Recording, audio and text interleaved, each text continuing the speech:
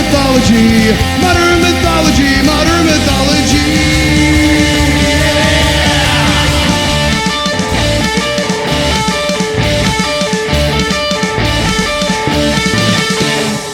Welcome, everybody, to Modern Mythology, the first episode. Originally, we were going to do something that I had talked about in a previous episode of another show we do, Off Panel Off Topic. Well, we're not doing it this week or this time around.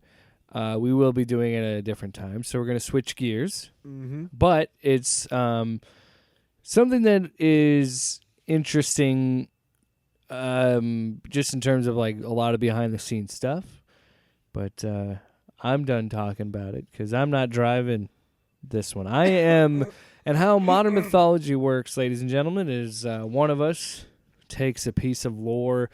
And I mean, I'm not just saying like we're going to talk about this one particular book. I'm saying something that's a little bit more niche, something that not a lot of people would know about. Kind of taking a deep dive into a niche. One particular thing that maybe not a lot of people know about and kind of just talk about the lore of it. And that's what we're doing here today. Whether and the lore, whether it be in the context of the narrative of the story, or if it's, as what we're going to be talking about today, which is, behind the scenes stuff. So anyway, Tyler, take it away. So, my modern mythology, excuse me, is G.I. Joe comic books published by Marvel Comics Group from 1982 to 1994. Now, for those of you who are unaware, Hasbro owns Hasbro owns G.I. Joe and Transformers. And back in the 50s or 60s, I believe, they had a 12-inch G.I. Joe doll.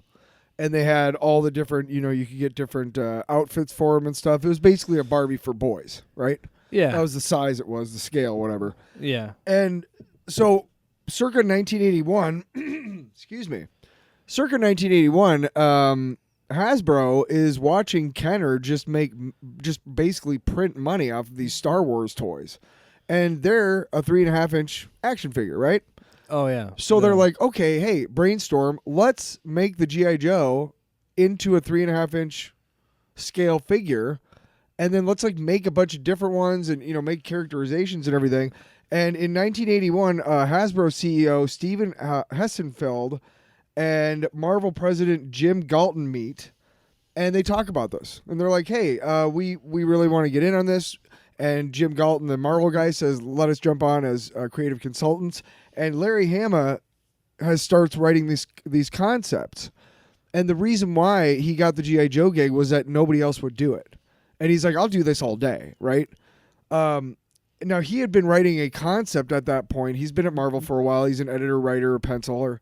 But he had been working on a concept called Fury Force, which would have been born out of Nick Fury and S.H.I.E.L.D. It was a S.H.I.E.L.D. central book, right? Yeah. And he decides, okay, I'm going to take all those concepts and move it over to this G.I. Joe thing. And then it came about like 3 or 4 years or 6 months later that somebody was like, hey, let's make Cobra their arch enemy or whatever. And that would be kind of the stand-in for Hydra in the comics, right?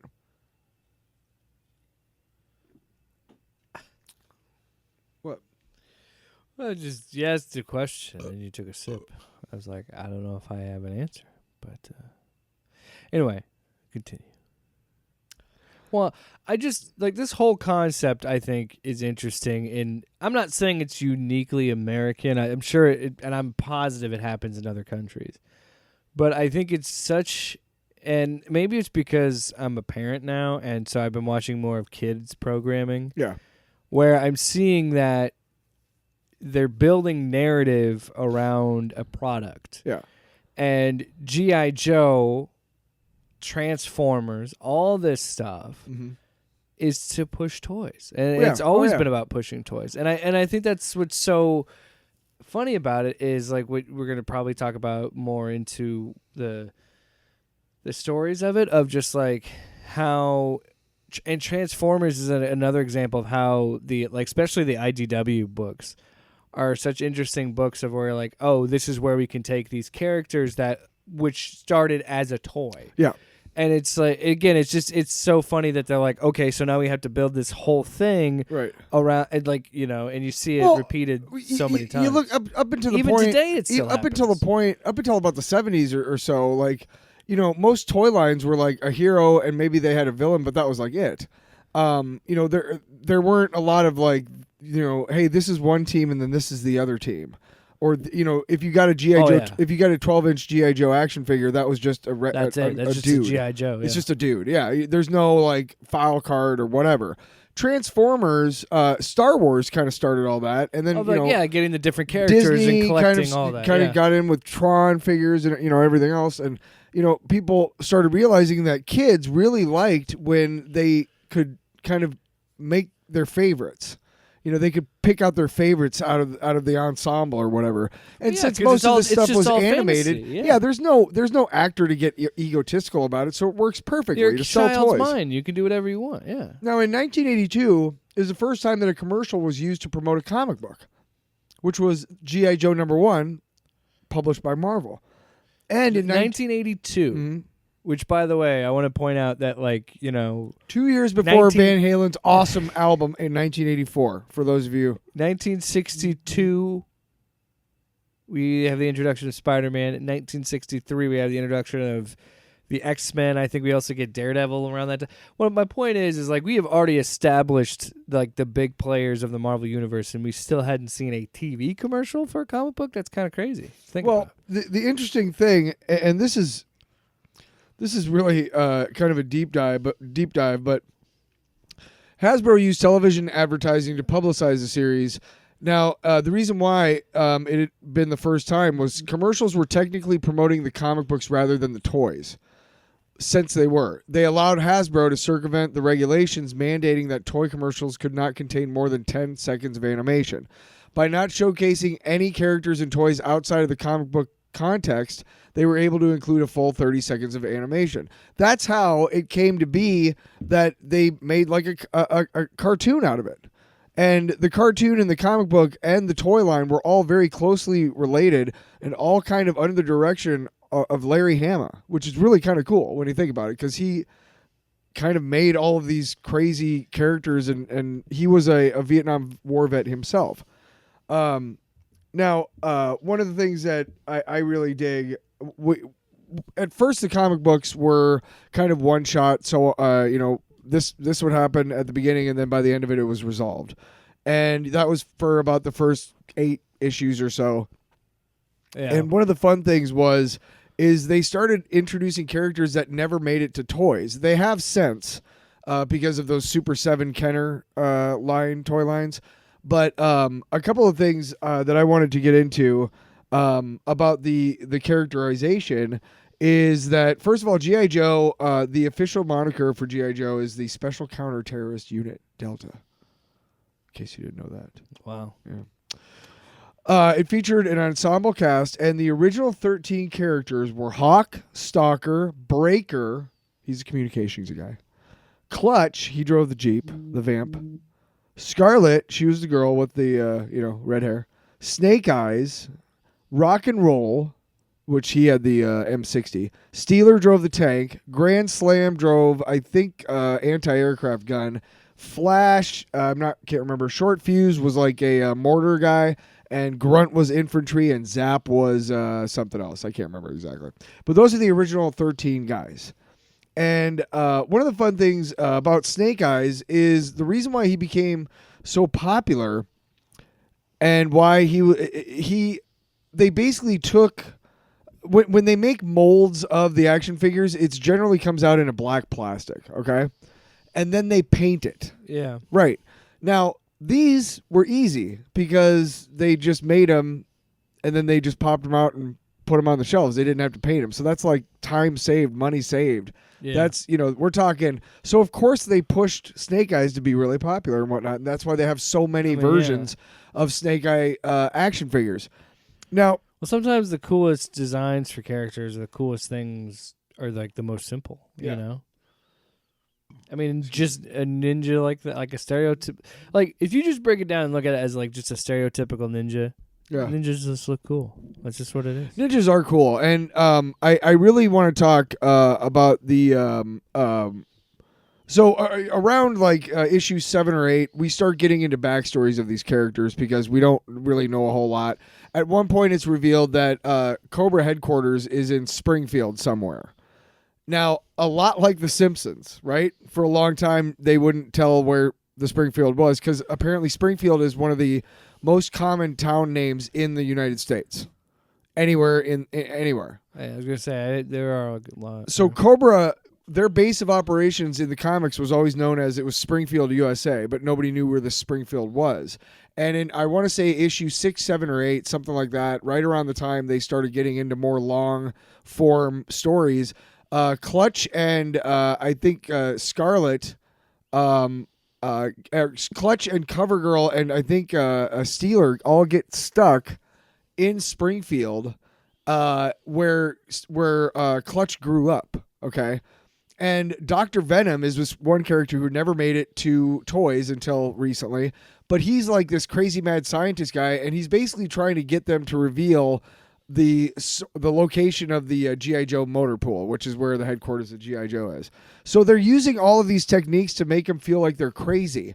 And I'm reading this book and I'm like 6 or 7 years old and it's freaking the shit out of me, right? There's one where this guy is like in the ground up to his fingertips and like his nose, and there's a scorpion coming at him. And then there's another one where the guy turned into a turtle and he's on his back and there's just a big heat lamp above him. And it's just like, it's fucking terrifying. And this is not toys and kids anymore. You know, it's like, holy shit, this is like horror movie type shit. Yeah. And eventually, we start to learn that Dr. Venom is this fucked up guy, and he has ties to this other guy in the Cobra organization. His name's Scarface. The only reason you know him at all is because they're all wearing those masks with the helmets. So all the Cobra guys look mainly the same. But Scarface, he's got these 2 big scars. And there's this whole long subplot where Snake Eyes, it looks like he gets blown away with this Eskimo guy Quinn and Dr. Venom and Snake Eyes in this underground bunker on the river on the Amazon down in South America, okay? And everybody's grieving Snake Eyes, and what they don't know is that they were all able to get into the bunker before the missile hit. So they're basically underwater and they're trying to get out. And for like a couple of issues, it's this whole thing where they're trying to get out of this sunken bunker and shit. And I always wanted Quinn to be an action figure, and they finally do have one. But he was the coolest guy because he was a very much an anti-hero, and we got to learn more about Snake Eyes. And when the books focused on Snake Eyes, I felt like it was some of the better stuff that they put out. And case in point is issue number 21, which is called Silent Interlude. And the reason why it's called Silent Interlude is because it was a story. I just learned about this today. I knew about the story because we owned the original issue. We saw it when it came out, and it's still considered one of the best comic books ever.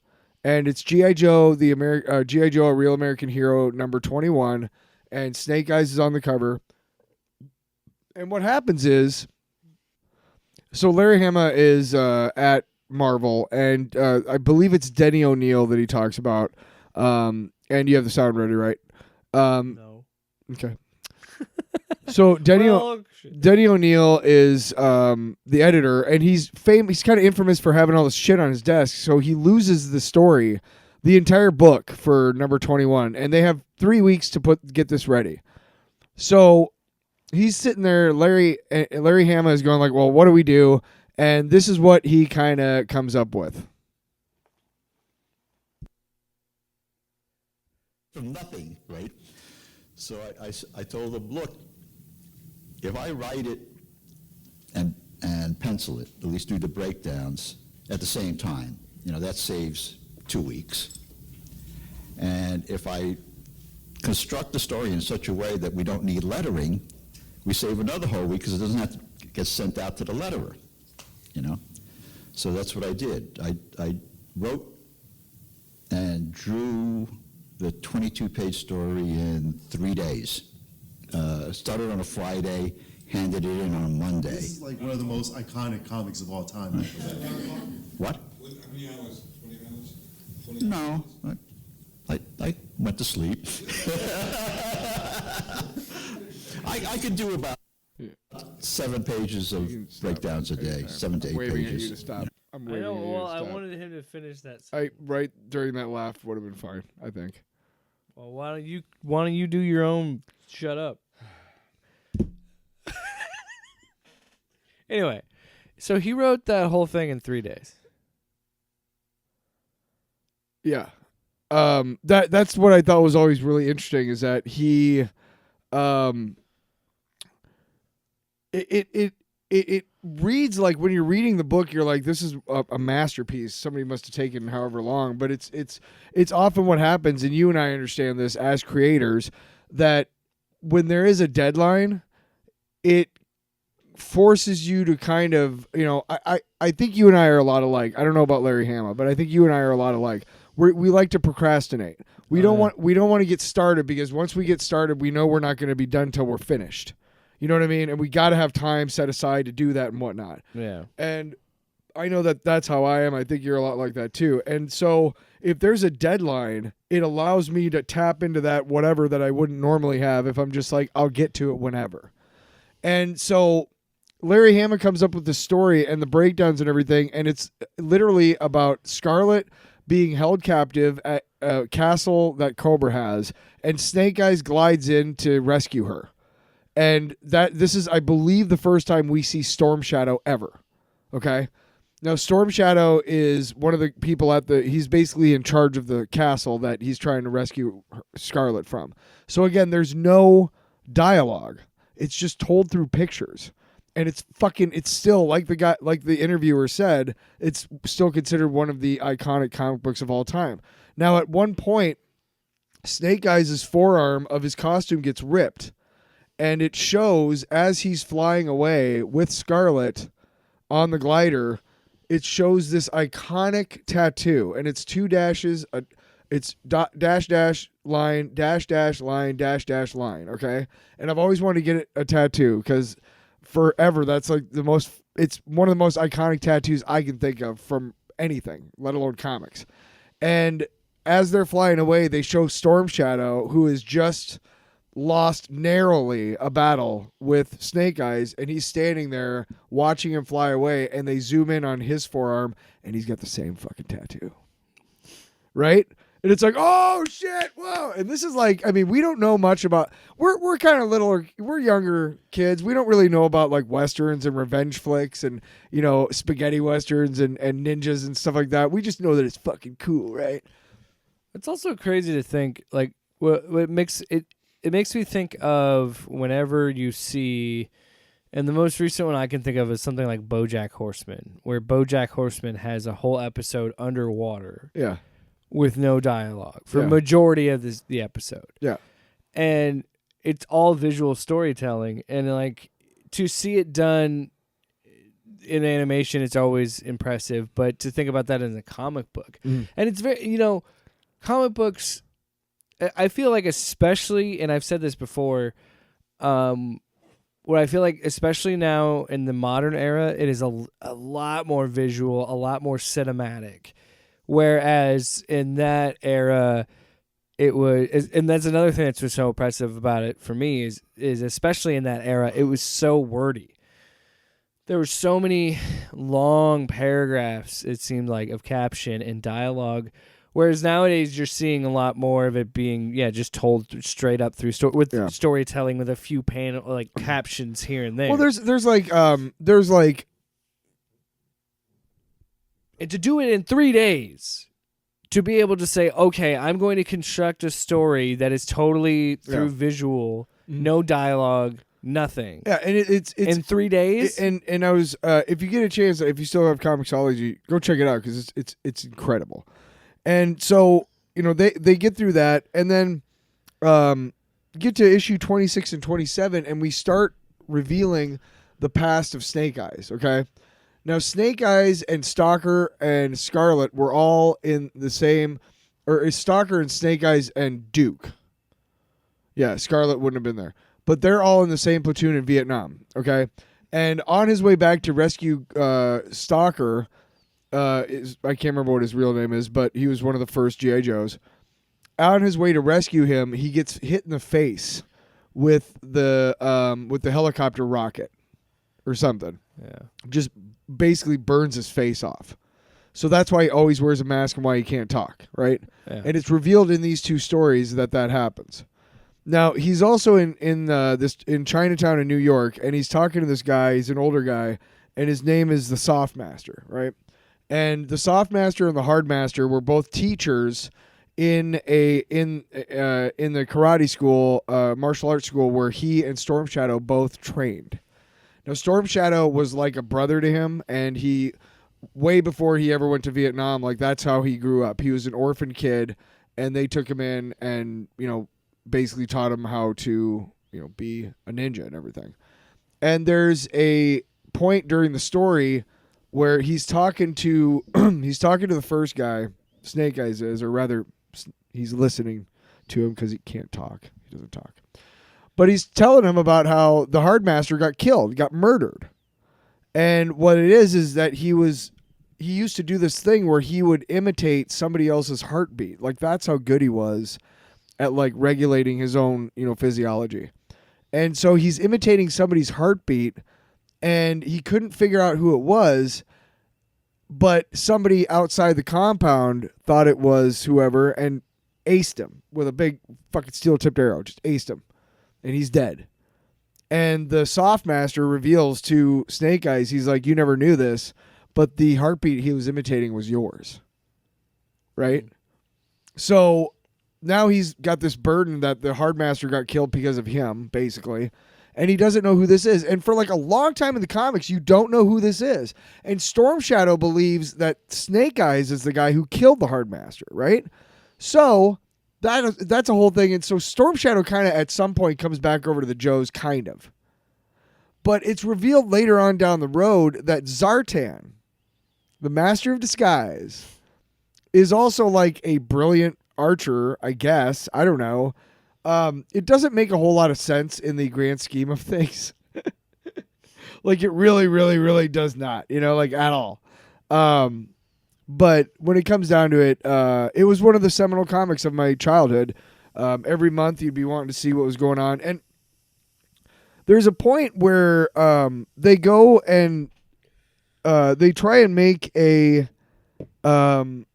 island off of out in the Caribbean. They're basically what they're trying to do is they're trying to raise an island. And this is around the Serpentor stuff, right? So they're trying to basically make a sovereign island. It's Serpentor's idea, and Cobra Commander's kind of around, but I can't remember exactly what happens to him in the comics, but he does get, somehow, some way, him and Dr. Mindbender get him a suit of armor. Did you ever see the Cobra Commander with the suit of armor? It's like gold. It's like silver. I have very, very little G.I. Joe knowledge. All right, that's fine. But he gets a suit of armor in the comics, which is what he gets in the action figure as well.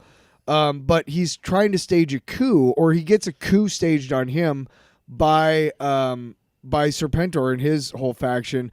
Destro goes off and makes his own shit.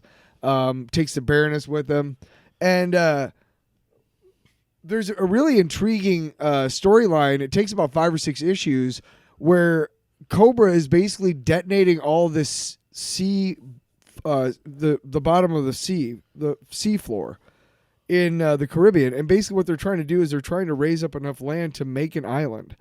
And then once they get on the island, back in the United States, they have these diplomats ready to go, and they fucking walk into the United Nations and they go, hey, boom, boom, boom. Here's our claims to sovereignty on this new island. Here's all the evidence that this island exists. Here's everything you need, right? And the United Nations has to fucking recognize Cobra as a sovereign nation. Oh. It's fucking crazy, dude. It takes like 4 or 5 issues, and it's intercut with all this like inner working, like, inner office political intrigue with these fucking really cool like action scenes, taking place. They're trying to basically prevent Cobra from setting off these charges and shit. Why weren't the movies that? Because Michael Bay's a fucking moron. I don't know. I have no idea. And the cartoons strayed away from thanks, the comics Paramount. a lot, in the respect that you wouldn't see people die that often in G.I. Joe comics, but there was the element that could happen. You knew that was never going to happen in the cartoons, which is fine too. But they also shot bullets in the comics, not lasers. Hey, thinking ahead. We should do a separate episode about the fact that they're doing a G.I. Joe Transformers crossover movie. Yeah. And they did it in the comics first. Yeah. In the Marvel, because Marvel had the Hasbro rights. Yeah, I never went to. They had both of them. But I never read any of that stuff. But Transformers comic book was rather interesting as well. The IDW ones are crazy. See, that's the thing is I don't really vibe with all that because to me. Oh, I love it because it gets so much more into Cybertron. Yeah, but we're getting so? You know what I mean? There's more backstory to Megatron and Optimus Prime and all that. But anyway, back to G.I. Joe. But there was this one thing about the Crimson Guardsmen in Cobra, and they came out in like the third wave, I want to say, or Series 3, whatever you want to say. And they were called the Cobra Elite, the Crimson Guardsmen, the CGs. And they were Cobra operatives who were sent to places all over the world, a lot of suburbia in America and everything, and they were complete double agents. They had all the Cobra stuff that they needed, but to the outside, to their neighbors, to their, everybody else, they were just normal Joes until basically like an Order 66 type of thing came out. You know what I mean? Yeah. And it was kind of frightening because they showed like how easy it was for these people to just infiltrate regular life. And they would there was a whole sequence where they showed a guy going to work and coming home and kissing his wife and going into his study and opening the closet and there's this Cobra uniform, and it's like, ugh. It was kind of fucked up. But yeah, there's the one thing about they talk about how that Hama created most characters in collaboration with Hasbro, and they'd send him, the character sketches and everything, and he would do background stories of everything and put them on file cards, and Hasbro wanted to make it part of the selling point. And he said it has to be read on two levels. A 10-year-old kid has to be able to read it and think it's absolutely straight, but there should be a joke in there for the adult. One of the factors that helped sell G.I. Joe was that the salesmen who sold it to retailers used the dossiers as a selling point. And that's what made it easy for him to make all these comics. Yeah. Because he's already made all the characters. He knows the motivation of everything. It's kind of a perfect storm for this guy, Larry Hama. And he really, again, like for my childhood's sake, like he influenced a lot. He was also the editor on the Nom, which I've talked to you about before. And that was that comic book that stuck to the when the one issue ends, it's 30 days until the next issue. And also in the lives of the comics. Time, yeah. Which is an interesting concept. Because you know what it makes me think of when you said that? It makes me think of Metal Gear Solid 3, Snake Eater. There's... I never played the game, but I know that there's a character in the game that's old. Mm-hmm. And if it takes you too long to find him or get to him, he'll just die of old age. So like if you could just wait him out, which is such an insane thing to think about that was in a game in like, in the early 2000s. Like that's such a funny concept.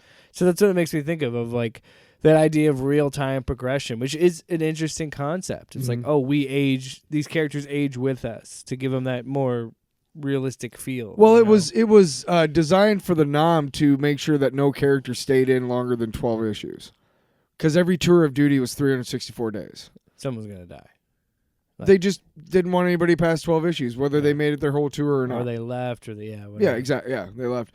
Now, here's some stuff I kind of forgot. They had an annual publication called the G.I. Joe Yearbook starting in 1985, and they were the top-selling subscription title for Marvel in 1985. They're credited with bringing in a brand new audience to comics who bought the toys, watched the cartoon, found the comic. Oh, hey, they publish X-Men too. Boom, boom, boom. So that's kind of cool that they were credited in that way. I think that's like, that and Transformers are an example of like, oh, we are seeing the capitalistic idea of like, okay, and I, again, as a parent, I am witnessing it and watching it of like, take Gwen Stacy, for example, Spider-Gwen. That just became a thing in the last, 10 or so years because of Dan Slott and the Spider-Verse stuff in the comics, right? Yeah. And then that takes off because she's in the Spider-Verse movies. And then from that, they put her in that Spidey and His Amazing Friends cartoon that, your kids are going to see, toddlers are going to see, right? Yeah. And then now I see that she's in the main Marvel continuity as Ghost Spider, which is what her name is in that cartoon. So, you always see that progression of it's always kids. It's always toys. It's always, okay, this is how these characters, you know what I mean? Yeah. And it's interesting to see like that, like this is kind of the beginning of it with the success of this with G.I. Joe and Transformers is like this is the opportunity of like, oh, we can keep, and then you see, those crossovers with, Batman and Alien and Batman versus Predator. I got and stuff something like even that. better for you. I sent you a link real quick, and it's for the G.I. Joe. It's for a toy, for a different kind of toy for G.I. Joe, or a different kind of action figure. And you're talking about crossovers, and the G.I. Joe yearbook, they had a who's who for the Marvel Universe, and G.I. Joe and Transformers both got into it themselves.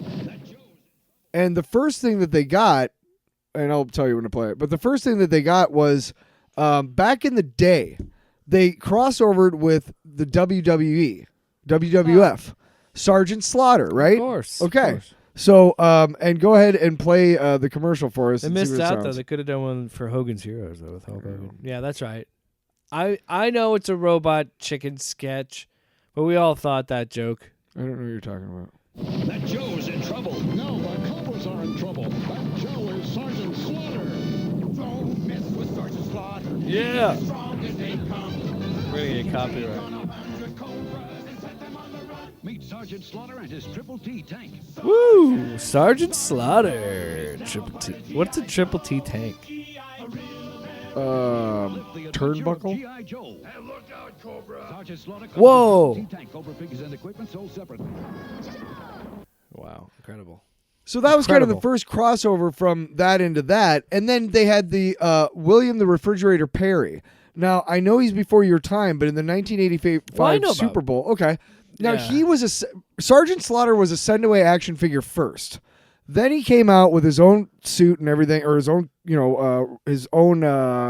vehicle, which was a dumbass military vehicle. The Triple T. You sit in the front of it with no shielding or armor whatsoever. That's fucking smart. Anyway, what the fuck? Well, you go to see the action. Shut up. Anyway, so Sergeant Slaughter was that, and then Refrigerator Perry was that too.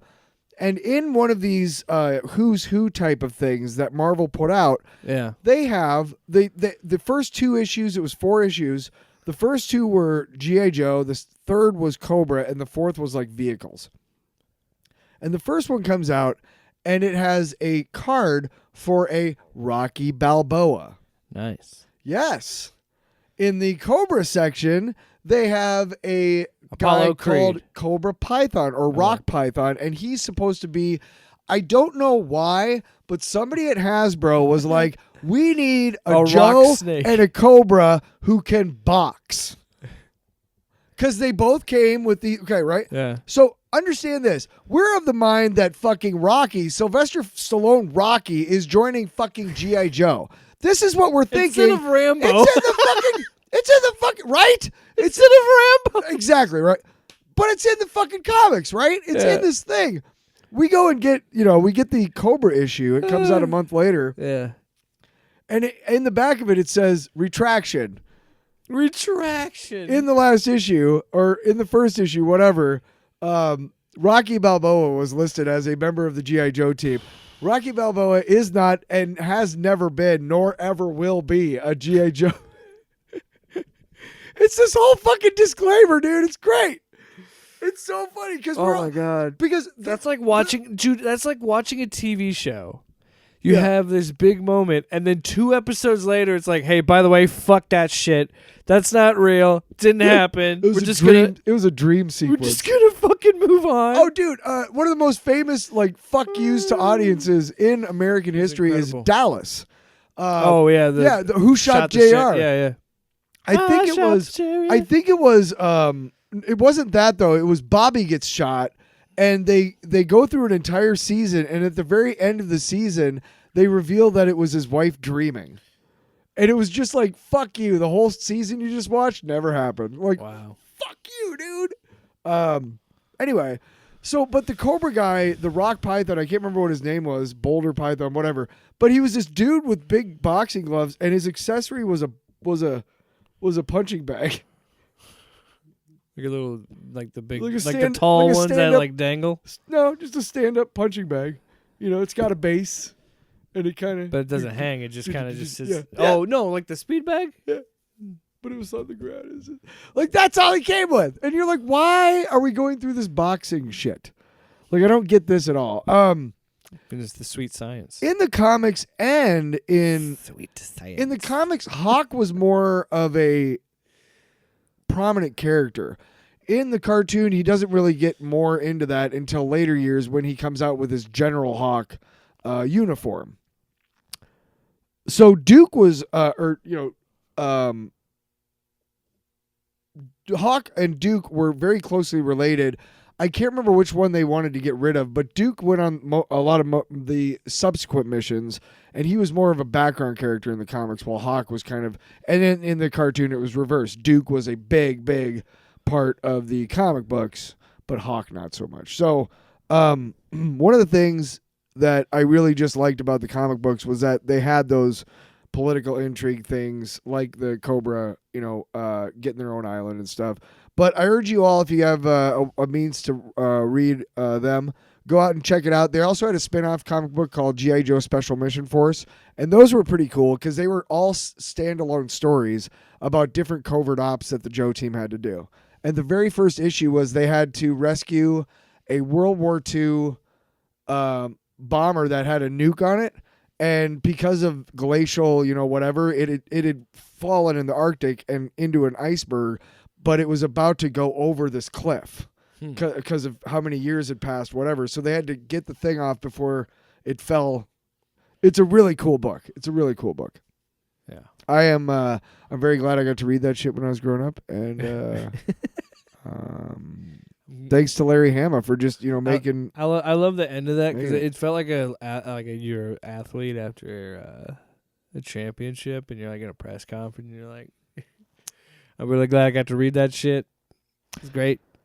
Big But fan of it. that's my modern mythology. If again, that Scarface and Dr. Venom and Quinn stuff it's such a big deal in my life when I was a kid, and like it doesn't mean as much now. But it's just like what, like that's crazy to me. I don't know how it took so long. Yeah, but G.I. Joe was big toy in my childhood. That's something I do. We had all of like as much as you and I have criticisms about continuity and with the multiverse and shit and Elseworlds and What If and all that. Of like who's to say what is what? Like there are times when it's cool to like be like, I remember when this was happening, like when this event was happening. You know what I mean? Yeah. So it's cool that you can, and that's the beauty. That's the whole point of this show. Is there's a reason we call it modern mythology. It's something I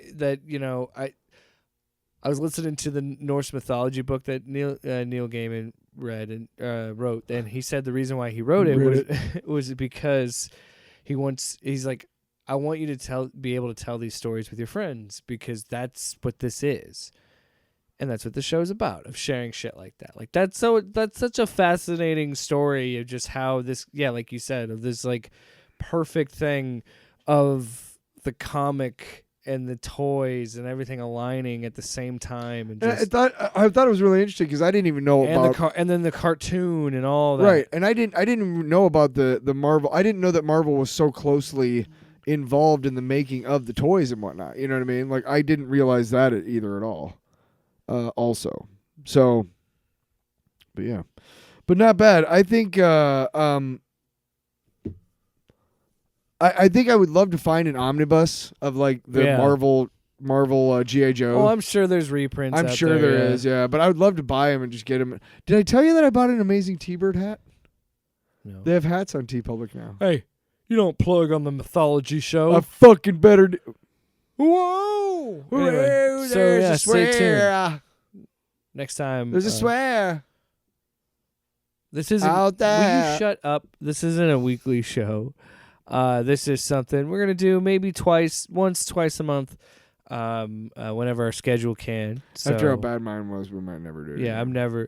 This is the worst one. So next time, we're gonna do Red Lanterns. I'm gonna tell Tyler all about that because Red Lanterns. I want to talk again what the show is about. A little bit more niche stuff. I don't think a lot of people know. They know what a Green Lantern is, but they don't necessarily know what a Red Lantern is or Sinestro Corps or not Yellow Lantern. It's 12 a.m. Sinestro. Do you know where your Red Lantern is? Where is it? Where is it? Where is it?